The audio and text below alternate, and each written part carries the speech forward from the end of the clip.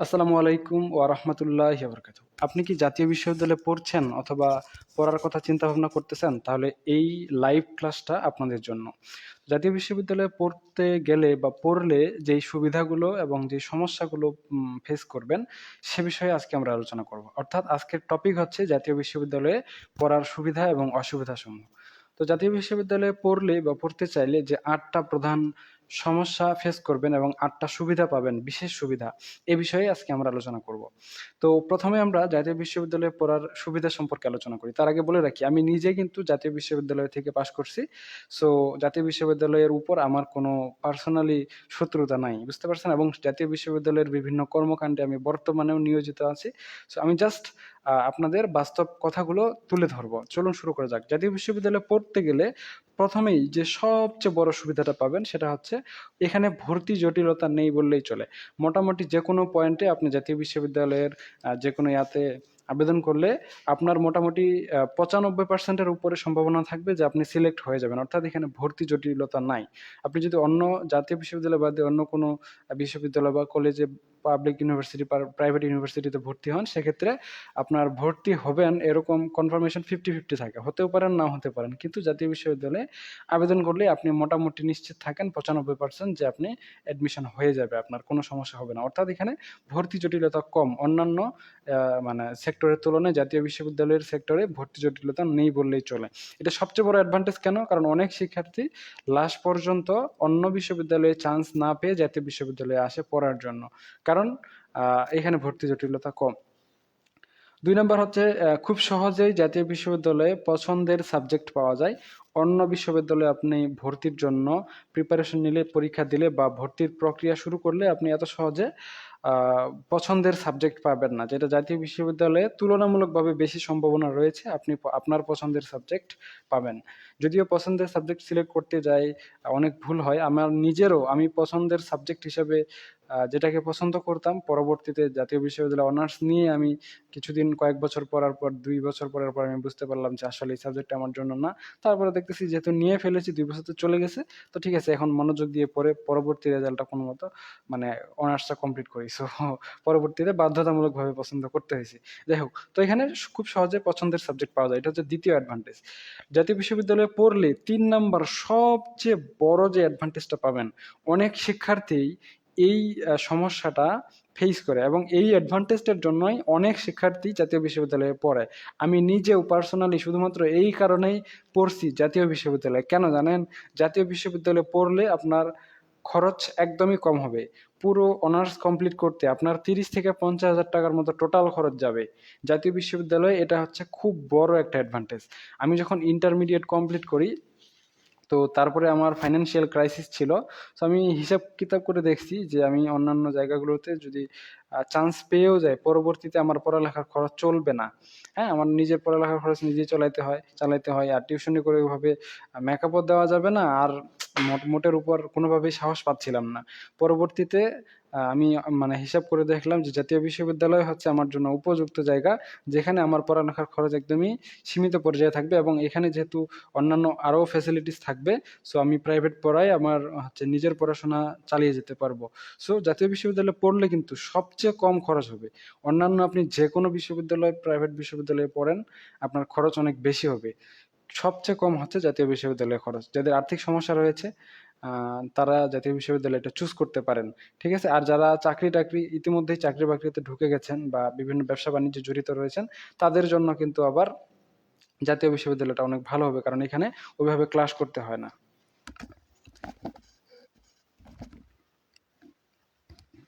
আচ্ছা, এর পরবর্তীতে জাতীয় বিশ্ববিদ্যালয়ে পড়তে গেলে ৪ নাম্বার সবচেয়ে বেশি যে অ্যাডভান্টেজটা আপনাদের রয়েছে, এটা হচ্ছে কি, এখানে ক্লাস করার প্রয়োজন নাই। আপনি যদি চান ক্লাস না করে শুধুমাত্র বোর্ড পরীক্ষা দিবেন, ইন-কোর্স পরীক্ষাও দেওয়ার দরকার নাই। আপনি জরিমানা দিয়ে দিবেন একটা নির্দিষ্ট পরিমাণ অর্থ, তো আপনার ইন-কোর্স পরীক্ষায় পাস নাম্বার চলে আসবে। ঠিক আছে? এটাই সাধারণ নিয়ম। বা সাপ্লিমেন্ট পরীক্ষা দিয়ে দিবেন, হয়ে গেল। তো জাতীয় বিশ্ববিদ্যালয়ে ক্লাস করার প্রয়োজন নাই। আপনার যদি চাকরি-বাকরিতে ইনভলভ থাকেন, ব্যবসা-বাণিজ্য করেন বা আপনার যদি মনে হয় যে আপনি ক্লাস করতে পারবেন না, তাহলে আপনার জন্য উপযুক্ত স্থান হচ্ছে জাতীয় বিশ্ববিদ্যালয়। ৪ নম্বরে এটাই সবচেয়ে বড় অ্যাডভান্টেজ আপনাদের জন্য। 5 নাম্বার, সার্টিফিকেটের মূল্যায়ন অন্যান্য সার্টিফিকেটের মতোই। মনে করেন ফর এক্সাম্পল, উদাহরণস্বরূপ মনে করেন যে আপনি ঢাকা কলেজ থেকে 3.5 পয়েন্ট পেয়ে পাশ করেছেন অনার্স। জাতীয় বিশ্ববিদ্যালয় থেকেও আপনি 3.5 পয়েন্ট পেয়ে পাশ করেছেন অনার্স। তো দুইটা সার্টিফিকেটের ভ্যালু সমান হবে। এখন বলতে পারেন অনেকেই তো মূল্যায়ন কম করে। দেখেন, মূল্যায়ন কম করে এটা মেইন মানে ফ্যাক্ট না, এটা মানে আসল কথা না। আসল কথা হচ্ছে জাতীয় বিশ্ববিদ্যালয়ে পড়লে শিক্ষার্থীরা ভালো করে পড়াশোনা করে না, পয়েন্ট কম হয়, এজন্যই তাদেরকে একটু কম মূল্যায়ন করে। এমন না যে যাদের পয়েন্ট বেশি তাদেরকে কম মূল্যায়ন করবে। আপনি জাতীয় বিশ্ববিদ্যালয়ে পড়ে যদি এ প্লাস পান, আর একজন যদি বাংলাদেশের সবচেয়ে ভালো বিশ্ববিদ্যালয় থেকে পড়ে এ প্লাস পায়, সো দুইজনের মূল্যায়ন সেম টু সেম হবে। বুঝতে পারছেন? এখন এই কলেজে পড়ে শিক্ষার্থীরা ভালোই রেজাল্ট করে না, এই জন্যই মানে পড়ে না ভালো করে, এই জন্য ভালো রেজাল্ট করে না। তো এই জন্যই তাদেরকে মূল্যায়ন কম করা হয়। আপনি ভালো নাম্বার পেলে, ভালো জিপিএ সিজিপিএ পেলে আপনার মূল্যায়ন কম হবে না। সো জাতীয় বিশ্ববিদ্যালয়ে পড়লে আপনার কিন্তু সার্টিফিকেটের মূল্য অন্য বিশ্ববিদ্যালয়ের মতোই হবে। এটা এটা একটা অ্যাডভান্টেজ হিসেবে পরিগণিত হয়। 6 নাম্বার, জাতীয় বিশ্ববিদ্যালয়ে পড়লে যেহেতু ক্লাস করার প্রয়োজনীয়তা নেই, তাই এখানে ম্যাচে থাকার বা হোস্টেলে থাকার বা ছাত্রাবাসে থাকার বা গার্লস হোস্টেলে থাকার কোনো প্রয়োজন নাই। আপনার যদি মনে হয় যে আপনি মানে আপনার নিজের বাসা ছেড়ে অন্য কোথাও যাইতে চান না, বা আপনি যেখানে আছেন সেখানেই থাকবেন কিন্তু কলেজ যাবেন না, সেক্ষেত্রে আপনি আপনার ম্যাচে থাকার দরকার নাই, বা হোস্টেলে বা গার্লস হোস্টেলে বা ছাত্রাবাসে থাকার দরকার নাই। যাদের এই সমস্যাটা রয়েছে, অনেকেরই রয়েছে যারা অনার্স পড়ে তাদের এই সমস্যাটা হয়, এটা কমন সমস্যা। ঠিক আছে? সো আপনার মেসে থাকার প্রয়োজন নেই, এটা একটা অ্যাডভান্টেজ। এখন বলতে পারেন অ্যাডভান্টেজ কেন? আপনি যদি অন্য বিশ্ববিদ্যালয়ে নেন, রেপিউটেড কোনো বিশ্ববিদ্যালয়, তাহলে আপনাকে হয় হলে থাকতে হবে, অথবা ম্যাচে থাকতে হবে, বা হোস্টেলে থাকতে হবে। তো থাকতে গেলে তো আপনার খরচ আছে, সেই সাথে আনুষঙ্গিক অনেক বিষয় জড়িত রয়েছে। ঠিক আছে? তো সেই ক্ষেত্রে আপনি যদি চান যে আমার এত ভেজাল দরকার নাই, আমার এত কিছু করার সময়ও নাই, ইচ্ছাও নাই, টাকাও নাই, তাহলে আপনি জাতীয় বিশ্ববিদ্যালয়কে চুজ করতে পারেন। এটা আপনার জন্য সবচেয়ে ভালো হবে। 7 নাম্বার, যাদের বাজেট কম তাদের জন্য জাতীয় বিশ্ববিদ্যালয় উপযুক্ত একটা প্লেস। ঠিক আছে?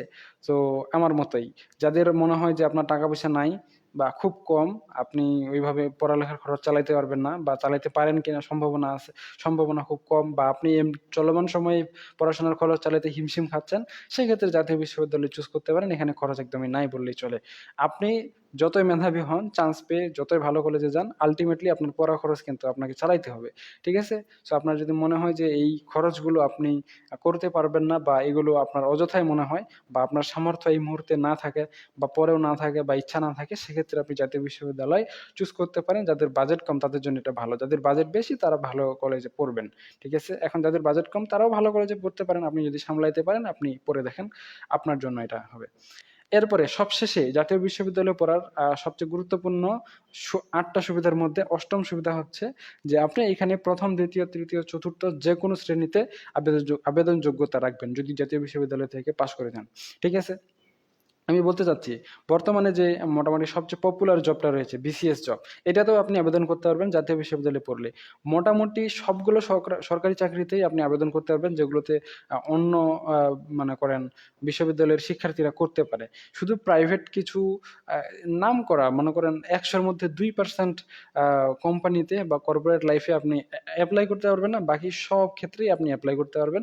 জাতীয় বিশ্ববিদ্যালয়ের যেই সার্টিফিকেট রয়েছে এটার আবেদন যোগ্যতা অন্যান্য বিশ্ববিদ্যালয়ের মতোই সেম টু সেম। এটাও একটা সবচেয়ে বড় সুবিধা আপনাদের জন্য। তো মোটামুটি অনেকগুলো সুবিধা, ৮ টা সুবিধা আমরা আলোচনা করলাম ৮ মিনিটে। এখন জাতীয় বিশ্ববিদ্যালয়ে পড়তে গেলে শুধু সুবিধাই না, এখানে কিছু অসুবিধাও রয়েছে। চলুন শুরু করা যাক। আমি আগেই বলে রাখছি, আমি নিজে জাতীয় বিশ্ববিদ্যালয়ে পড়াশোনা করেছি। বর্তমানে জাতীয় বিশ্ববিদ্যালয়ের বিভিন্ন সংশ্লিষ্ট কার্যক্রমে আমি অংশগ্রহণ করছি। সো জাতীয় বিশ্ববিদ্যালয়ের সাথে আমার কোনো শত্রুতা আমি নাই। তবে জাতীয় বিশ্ববিদ্যালয়ে যেহেতু আমি পড়ছি এবং বর্তমানে রানিং রয়েছি, তাই এখান থেকে এক্সপেরিয়েন্স গুলো জাস্ট আপনাদের তুলে ধরছি। এখানে এই বিষয়গুলোই সত্য। কারণ আমরা যেহেতু বিগত অনেক দিন থেকে, অনেক বছর থেকে জাতীয় বিশ্ববিদ্যালয়ের সাথে জড়িত রয়েছি। যদি এই বিশ্ববিদ্যালয়ে পড়লে আপনারা সর্বপ্রথম যেই ক্রাইসিসটা ফেস করবেন সেটা হচ্ছে জাতীয় বিশ্ববিদ্যালয়ে সাধারণত মেধাবী শিক্ষার্থী তুলনামূলক কম। সাধারণত যারা ভালো, ভালো শিক্ষার্থী তারা প্রথমেই এটাই চুজ করে যে তারা অন্য কোনো বিশ্ববিদ্যালয়ে পড়বে। এটা সবচেয়ে বড় অসুবিধা। এখন ভালো শিক্ষার্থী যদি না থাকে আপনার পড়াশোনার পরিবেশটাও কম তৈরি হবে, কম্পিটিশনও কম তৈরি হবে। সো এইটা জাতীয় বিশ্ববিদ্যালয়ের জন্য সবচেয়ে বড় একটা ডিসঅ্যাডভান্টেজ। তবে এখানে যে কেউই ভালো শিক্ষার্থী না বা মেধাবী শিক্ষার্থী না, বিষয়টা মূলত এমন না। এখানে অনেক মেধাবী শিক্ষার্থীও থাকে, তবে তুলনামূলক কম। ১০০ জনে মনে করেন ৫ জন থাকে মেধাবী শিক্ষার্থী, মোটামুটি এদিকের গুলা হচ্ছে এভারেজ বা নরমাল। তো এইভাবেই চলে। আর অন্যান্য বিশ্ববিদ্যালয়গুলোতে দেখবেন যে সেখানে মেধাবী শিক্ষার্থীর তুলনায় অনেক বেশি। তো সেই ক্ষেত্রে জাতীয় বিশ্ববিদ্যালয়টা অনেক পিছিয়ে বলা যায়। এখানে মেধাবী শিক্ষার্থী অনেক কম। ২ নাম্বার সবচেয়ে বড় যে সমস্যাটা ফেস করবেন সেটা হচ্ছে সেশন জ্যাম। জাতীয় বিশ্ববিদ্যালয় একমাত্র বিশ্ববিদ্যালয় যেখানে সেশন জ্যাম সবচেয়ে বেশি।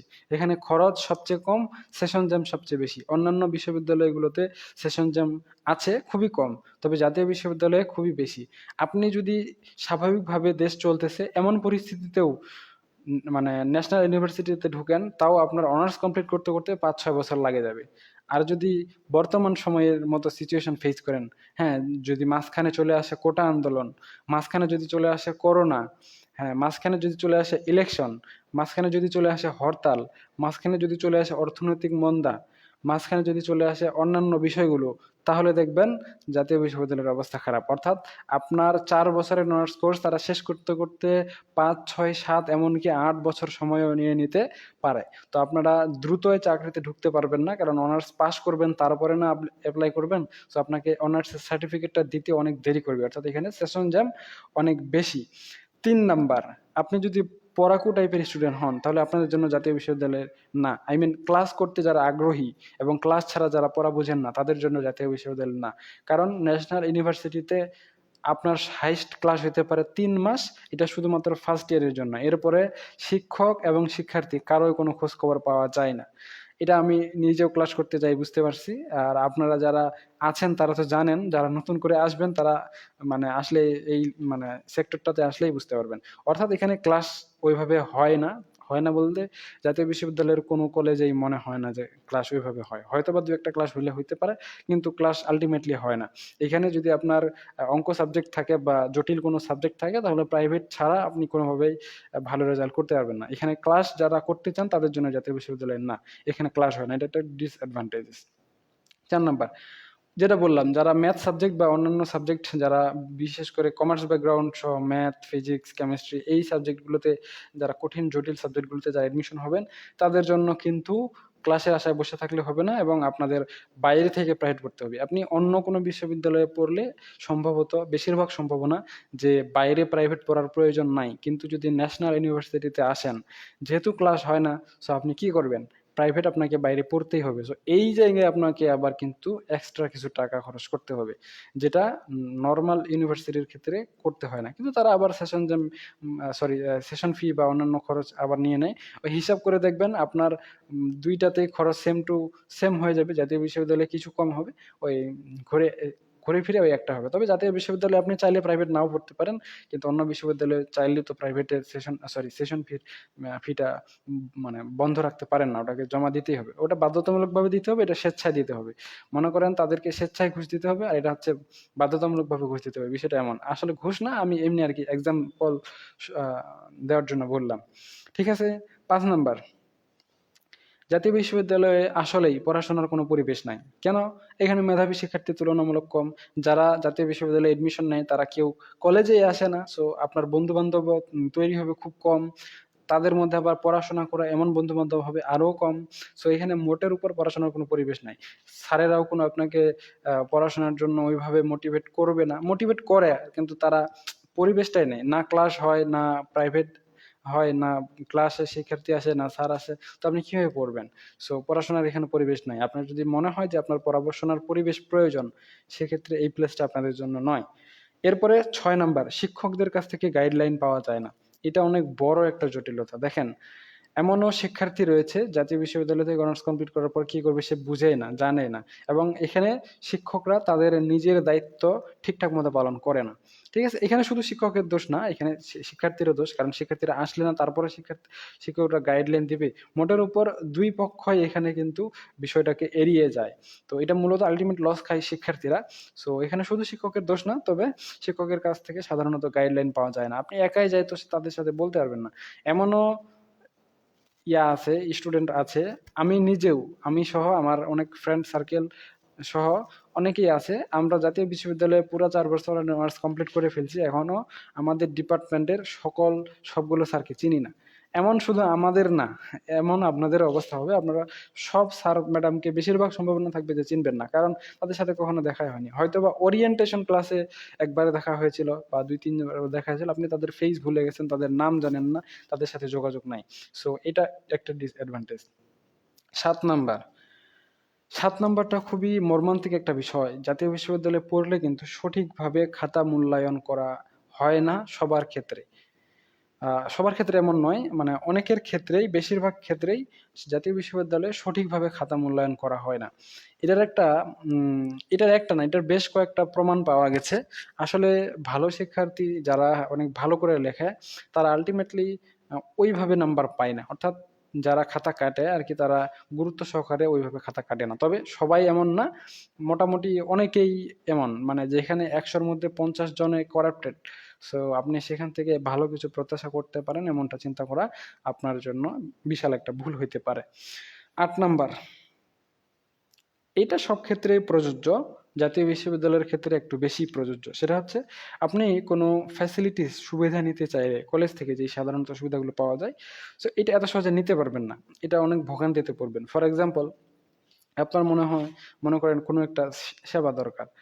তো আপনি ওটা কলেজ থেকে নিতে চাচ্ছেন কিন্তু নিতে পারবেন না।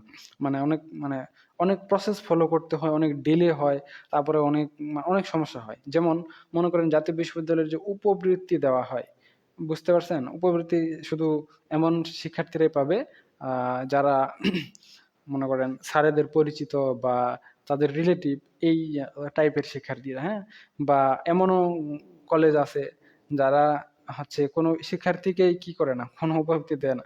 উপবৃত্তির টাকাটা হয়তোবা তারা কোনোভাবে, মানে এখানে দুর্নীতি হয় অনেক বেশি। আপনি যদি কোনো সার্ভিস নিতে যান, বর্তমানে ইউনিয়ন পরিষদগুলোতে জন্ম সনদ উঠাইতে যাইলে, ইংরেজি জন্ম সনদ উঠাইতে গেলে যেমন কমপক্ষে ১৫ দিন বলে তারা, আর ঘোড়ায় ৪৫ দিন। ঠিক একইভাবে জাতীয় বিশ্ববিদ্যালয়ের কোনো সার্ভিস নিতে যান, আপনার সার্ভিস কোনো পাবেন না। যেমন আপনাদের একটা মেইন হটলাইন নাম্বার দেওয়া হয়েছে। আমি ওই নাম্বারটাতে বেশ কয়েকবার ট্রাই করেছি। আপনি জাতীয় বিশ্ববিদ্যালয়ের ওয়েবসাইটে পাবেন যে কোনো সমস্যায় তাদের কাছে যোগাযোগ করার জন্য। আপনি ফোন দেন, জীবনে ফোন ধরবে না। শুধু রিং হয়ে যাবে বা বন্ধ দেখাবে। অর্থাৎ মোটের উপর এখানে যদি ফ্যাসিলিটিস নিতে যান, সার্ভিস নিতে যান, তাহলে সাধারণত অনেক প্রবলেম ফেস করতে হবে। তবে অন্যান্য বিশ্ববিদ্যালয়ের ক্ষেত্রেও এই বিষয়টা সেম প্রযোজ্য। তবে তাদের ওইখানে আরকি একটু কম, জাতীয় বিশ্ববিদ্যালয়ে একটু বেশি। তো মোটামুটি জাতীয় বিশ্ববিদ্যালয়ে পড়তে গেলে এই কয়েকটা সুবিধা বা সমস্যায় আপনাদের জন্য অনেক বেশি লক্ষ্য করা যাবে। এছাড়াও ছোটখাটো আরো অনেক সমস্যা আছে। আমি ১ম থেকে আবারও জাতীয় বিশ্ববিদ্যালয়ে পড়ার সুবিধাগুলো বলি। এখানে ১ নাম্বারে সবচেয়ে বড় সুবিধা, ভর্তি জটিলতা নাই। ২ নাম্বার, পছন্দের সাবজেক্ট খুব সহজেই পাওয়া যায়। ৩ নাম্বার, এখানে খরচ একদমই কম তুলনামূলক। বাংলাদেশে যতগুলো বিশ্ববিদ্যালয় রয়েছে তার মধ্যে সবচেয়ে কম খরচে পড়তে পারবেন জাতীয় বিশ্ববিদ্যালয়ে। ৪ নাম্বার হচ্ছে যে এখানে ক্লাস করার প্রয়োজন নাই, ক্লাস হয় না, হইলেও আপনি না জানলেও চলবে।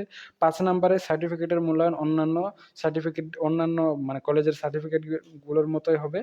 ৬ নাম্বার, ম্যাচে, হোস্টেলে, হলে থাকার কোনো প্রয়োজনীয়তা নাই। ৭ নাম্বার, যাদের আর্থিক সমস্যা, যাদের বাজেট কম, তারা পড়তে পারেন, তাদের জন্য সুবিধা। ৮ নাম্বার, সব ধরনের চাকরিতে এপ্লাই করতে পারবেন। মোটামুটি ৯৯.৯৫% চাকরিতে এপ্লাই করতে পারবেন, যেই চাকরিগুলোতে অন্য ইউনিভার্সিটির শিক্ষার্থীরাও করতে পারে। আর অসুবিধার মধ্যে হচ্ছে, এখানে মেধাবী শিক্ষার্থী একদমই কম তুলনামূলক, এবং ২ নাম্বারে সেশন যেমন অনেক বেশি, ৩ নাম্বারে এখানে ক্লাস করতে চাইলেও ক্লাস করতে পারবেন না। ৪ নাম্বারে প্রাইভেট পড়ার মতো সাবজেক্টগুলোকে ক্লাস করতে পারবেন না, এটাকে প্রাইভেটে পড়তে হবে। ঠিক আছে? ৫ নাম্বার, পড়াশোনার কোনো পরিবেশ নেই। শিক্ষকদের কাছ থেকে কোনো গাইডলাইন পাওয়া যায় না, শিক্ষার্থীরা কলেজে উপস্থিত হয় না। ৭ নাম্বারে উত্তরপত্র ঠিকঠাক মতো মূল্যায়ন করা হয় না, এবং কোনো সুবিধা নিতে গেলে অনেক বেশি ভোগান্তিতে পড়তে হবে। তো এই সুবিধাগুলো, অসুবিধাগুলো মেইন সুবিধা। এছাড়াও এর বাইরেও আরো অনেক কিছু সুবিধা এবং অসুবিধা রয়েছে। তো সেগুলো আর এখন আলোচনা করব না আমরা। আশা করা যায় জাতীয় বিশ্ববিদ্যালয়ে পড়তে গেলে কি, কি সুবিধা এবং সমস্যায় পড়বেন, এ বিষয়ে আমরা পূর্ণাঙ্গ ধারণা আপনাদের দিতে পেরেছি। ধন্যবাদ সকলকে। আজকে এ পর্যন্তই। খোদা হাফেজ। আর আপনাদের যে অঙ্ক সাবজেক্ট গুলো রয়েছে, এগুলো আমরা অনলাইনে প্রাইভেট ব্যাচ এর মাধ্যমে প্রাইভেট পড়াচ্ছি। আপনারা যদি চান তাহলে আমাদের অনলাইন প্রাইভেট ব্যাচে যুক্ত হতে পারে। আমি ভাবছিলাম হয়তো বা 5 থেকে 7 মিনিটে এই ভিডিওটা শেষ হয়ে যাবে লাইভটা, কিন্তু লাইভটা আলোচনা করতে অলরেডি 19 মিনিট পার হয়ে গেছে, আই মিন 20 মিনিটের কাছাকাছি। তো ঠিক আছে, আপনাদের কোনো এ বিষয়ে মন্তব্য থাকলে বা আপনাদের কোনো পরামর্শ থাকলে বা কোনো বিষয়ে জানার প্রয়োজন হলে অবশ্যই আপনারা কমেন্ট সেকশনে জানান। আমরা আপনাদের সবগুলো কমেন্ট পড়ে দেখছি এবং সবগুলো কমেন্টেরই অ্যান্সার দিচ্ছি। সো আপনাদের কোনো বিষয় প্রয়োজন হলে অবশ্যই আমাদের জানাতে পারেন। তো আজকে এ পর্যন্ত, আমরা নেক্সট কোনো লাইভে নেক্সট কোনো টপিকে আলোচনা করব। ততক্ষণ পর্যন্ত সকলেই সুস্থ থাকুন, ভালো থাকুন, খুদা হাফেজ।